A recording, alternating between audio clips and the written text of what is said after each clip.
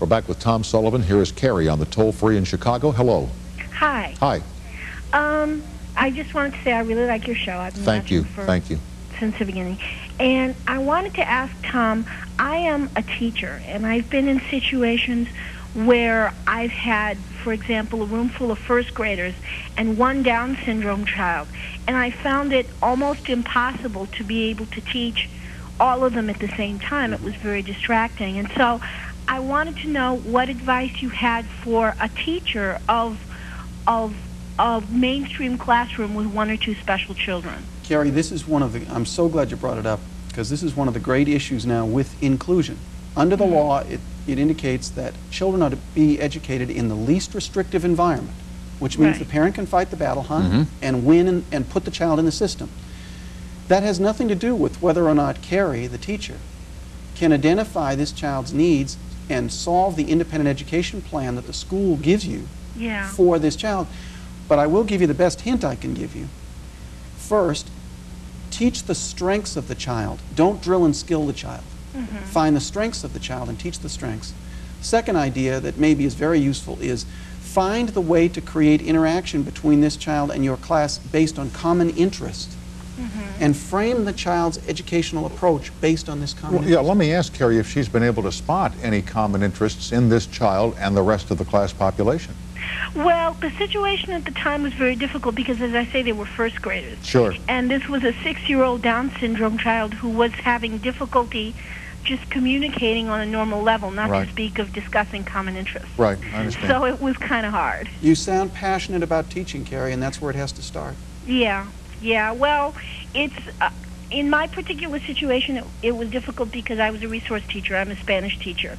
And so it's not like English or math or something else where they just have to have it, and it makes it a little more difficult. But, you know, any advice you can get is always appreciated. Well, Carrie, we're glad you called. Thanks for watching. Thanks very much. All right, bye-bye now. You know, I remember the day that we played golf together over at the Bel Air Golf Club, and you birdied the 18th hole. That long par 4, uphill, dog leg right. Yeah, and I... Driver 5-iron, you hated me. It was a 4-iron. What are numbers when you do a show like this? Yeah, exactly. Well, when you do a show like this, you'd be surprised what numbers mean. You know, boy, if I could hear the number 4 here, we're out of here. You know, pay Dave the ransom and go home. Yeah. I understand. Anyway, I wondered at the time, and I asked you about this in a subsequent program, but I want to ask you again because I loved your answer. You know, so much of the reward of golf is the visual sighting of the ball as it arcs over the trap, guarding the front of the green 214 yards away, lands softly on the gently sloping green and nestles next to the cup. You see, the seeing of that is such gratification. What is the gratification in golf for you? Because you can't see what you're doing. Taking the money from the people who are stupid enough to bet it at the end. Yeah. Like Snyder. We could give you a 1 and you'd never know. I've got that 20 now. No, Tom, honestly, you've asked a great question because it really is about sensorial things. The feel of the shot, the sound of the ball in the air, the crispness of the walk down that fairway when you can sense that you flew the ball on that arc. When I walk on a green, I can feel the roll pitch of that green better than most people can see it to putt. The flow of the putter when you roll the ball down the hill and the sound is... You know what this really comes down to? My world is a terrific balance of sensory awareness.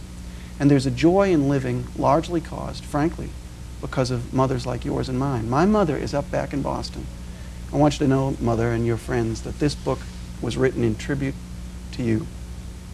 Much like Tom, I would not have the life I have, Mother, if you hadn't made it possible back there in Boston.